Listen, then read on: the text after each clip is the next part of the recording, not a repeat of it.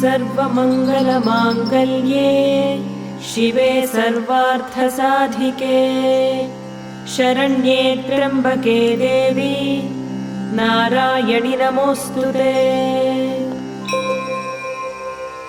अस्य श्रीललिता सहस्रनामस्तोत्रमाला मन्त्रस्य वशिन्यादिवाग्देवता ऋषयः अनुष्टुप् छन्दः श्रीललिता परमेश्वरी देवता श्रीमद्वाग्भवकूटेति बीजम् मध्यकूटेति शक्तिः शक्तिकूटेति कीलकम् श्रीललिता महात्रिपुरसुन्दरी प्रसादसिद्धिद्वारा चिन्तितफलावाप्त्यर्थे जपे विनियोगः।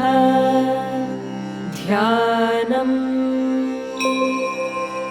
सिन्दूरारुणविग्रहां त्रिनयनां माणिक्यमौलिस्फुरत्तारानायकशेखरां स्मितमुखीमापीनवक्षोरुहाम् पाणिभ्यामलिपूर्णरत्नचषकं रक्तोत्पलं बिभ्रतीं सौम्यां रत्नघटस्थरक्तचरणां ध्यायेत्परामम्बिकाम्।